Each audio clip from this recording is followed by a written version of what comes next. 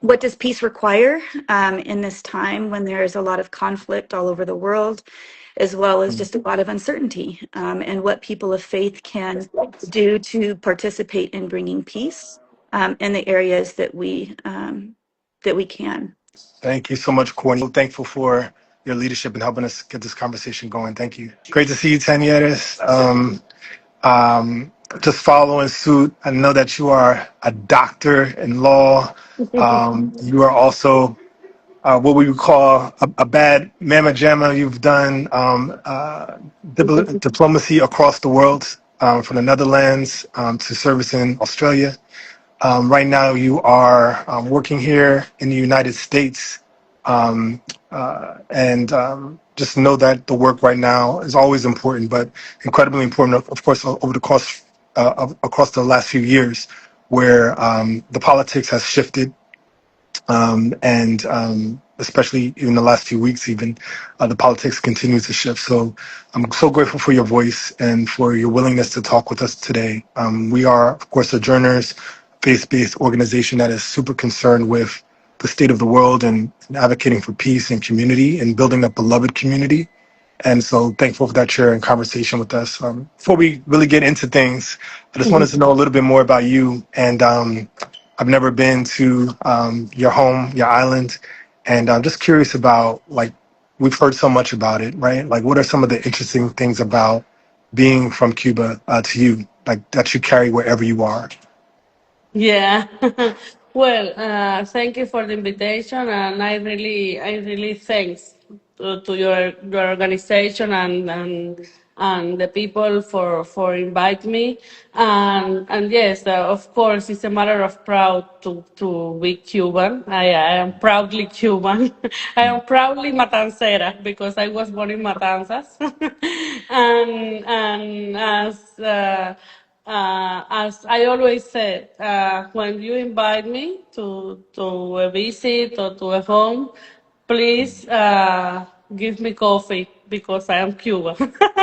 And Cuban always, like coffee.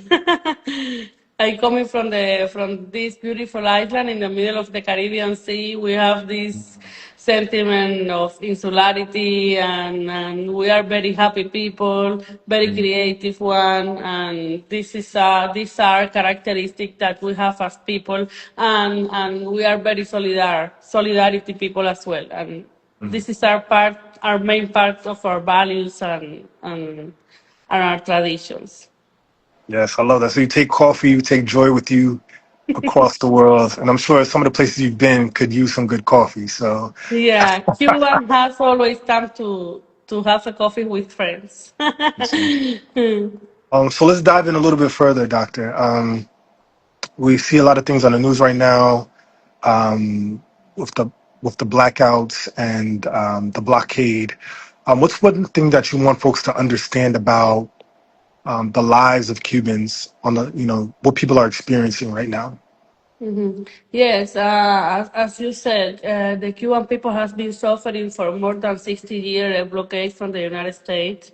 Has been very hard for Cuban people, but in particular, you asked me what I would like to the people understand. It's important to remark that the Cuban people, the main obstacle for the development of the Cuban people is the blockade to the United States, Cuba, because this is create a damage not only in the daily life of the Cuban people, if not as well in our economy, in our financing, activity as countries, and in the daily life of the Cuban people have a huge impact as well. And this is very important. Of course, create problems in the transportation, in food for people, the survival of hospital. During these days has been a lot of news and a lot of information about how huge is the impact, in particular, for example, in the health sector that we are going to speak after. Yeah. So we saw at least one shipment from Russia. Have there been any other additional shipments that have made life a little bit easier for folks? Or I don't have any privileged information about the particular achievement, etc. I know that, I mean, for the news that has been this shipment from Russia, but and we thanks a lot to the Russian government as well, to the Mexican government that sent some humanitarian aid, etc., and all the friends that has been sent it in the convoy the last week, a lot of humanitarian aid for Cuba, all the aid and all things are being very welcome for the Cuban people. But I mean, the main obstacle is the blockade because I mean we need to develop as country, and the blockade is a big conglomerate of rules that create fear in the investors that have a lot of impact in the different areas of the economy, and this is why we always call to end the blockade and the international community as well. I mean, many years during more than 30 years in the General Assembly of the United Nations has been voting. I mean, the overwhelming majority of the international community has been voting against the blockade, and it's a call of the international community. Not only because it's under, I mean, it's against of international law. That is, I mean, and it's a fact. If not, because this is the main obstacle for the Cuban development and for development of the Cuban people, and the Cuban people deserve to live without blockade and deserve to live to develop their economy and as people without any coercive measure and any prohibition regarding the economy, the financing. I mean, it's Yeah. hard. It's hard to understand, but this is why it's very important. It's quite important to explain the people why. Yeah, for sure. And we just here celebrated Easter and of course Good Friday, and so much about that holiday, even if you're not religious, is about understanding a figure who Jesus, who stood up against empire, right, and wanted a new life for folks and a new way of being for folks. And we continue to see the need for activism and folks like Jesus to show up today, right, and to fight against injustice, which is why we do a lot of the work we do. I'm curious about how you might have experienced. You talked a lot about the blockade, right? Are there other ways that when we look at our relationship with Cuba that we see how empire is operating right now, or how injustices are operating right now, that you can illustrate for us? Yeah, well, I would like to remark something in particular because I speak a little one before about the humanitarian impact of the blockade, but as well in particular the impact of this measure of maximum pressure on the oil, in particular since January 29, and has a huge impact in very sensitive areas in the Cuban society. In particular, in the health system, everybody knows, and the Cuban is very well known because the free and universal health system, and for the development as well in the biotech sector, in the health sector, and has a big impact. In particular, for example, we have more than 96,000 people waiting for surgeries. From them, 11,000 are children, and you can tell me how can I speak to a mother that we cannot make the surgery for their children because we don't have oil or we don't have electricity.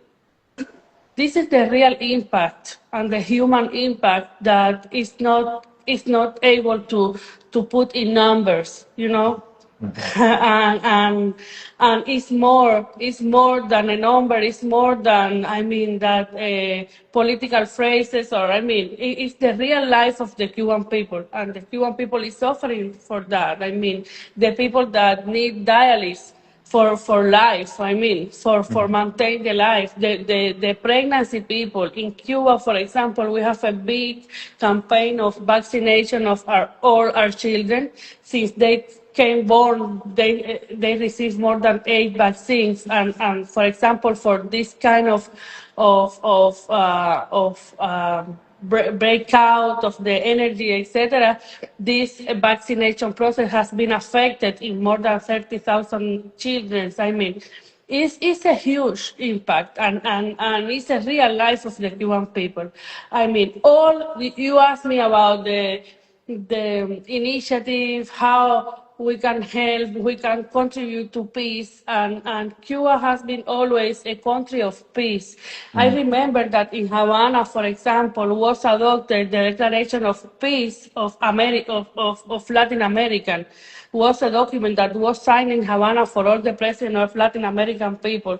We are always, it's part of our main values, the peace and the contribution of peace around the world. We always have been sent doctors to the most remote countries around the world. We always have been bring solidarity to the people, and for that, different peoples around the world, in Africa, in Pacific, in Asia, in Europe. I mean, all the region, all the regions around the world has been receiving the solidarity from the Cuban people.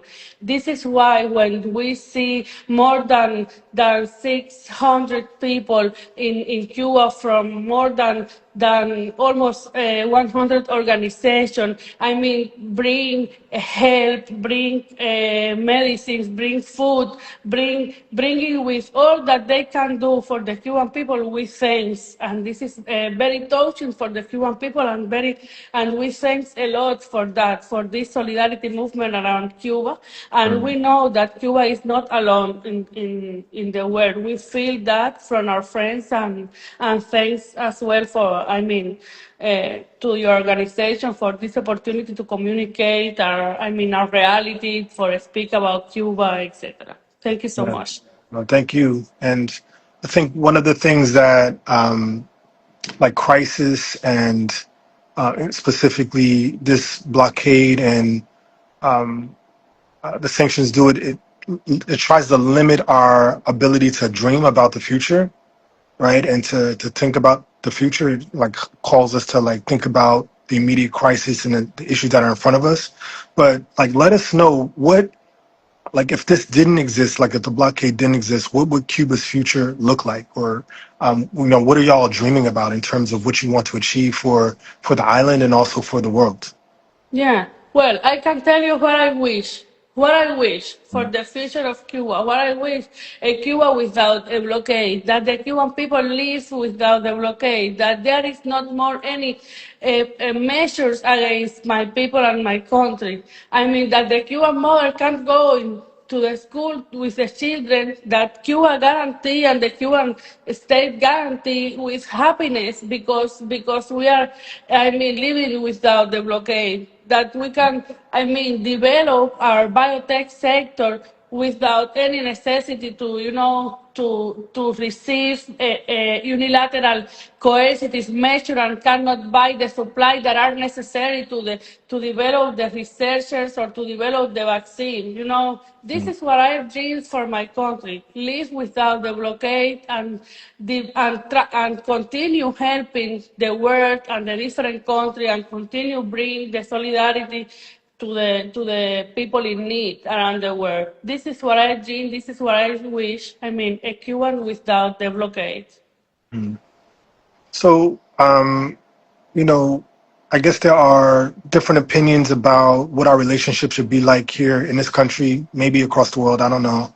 But what would you say to folks who want to take action, who want to get involved, who want to be supportive to the folks on the ground who are in need of partnership and maybe even support on the island? Like, how can folks take action?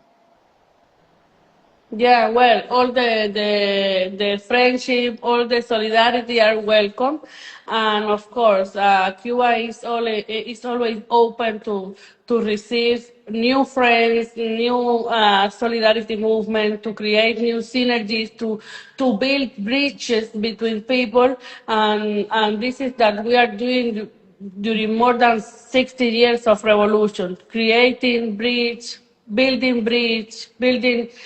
friendship and between people, and this is important for Cuba because it's part of our main values as Cubans, as people, and of course, it's part as well of our foreign policy. Yeah, for sure. We also, if we're gonna ask one other thing, we have a new pope that's from the United States also, and I know many other folks in Cuba are Catholic. Have you seen any bridging that's happened with the new pope in terms of like relationships there and the opportunity to build relationships between the United States and Cuba with the new pope?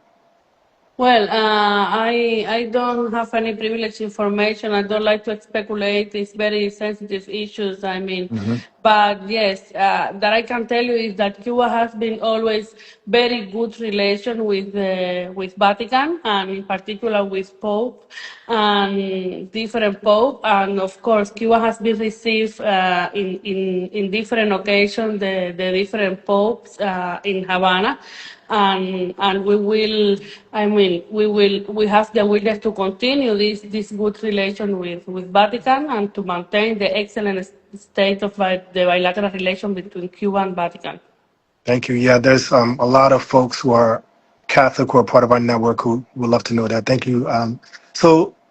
Maybe as we close, Dr. Tanieris, is there anything else we should know that we haven't covered that you want folks to know about your work or the lives of Cubans? Well, only a last message to all your followers and all the people that are hearing this program.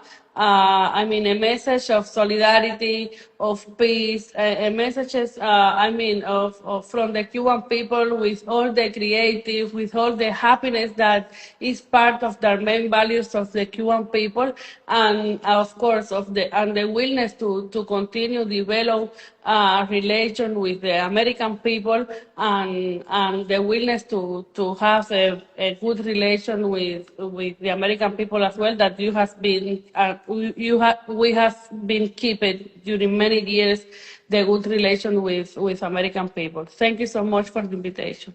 Thank you so much for your time today and have a great afternoon. You too. All right.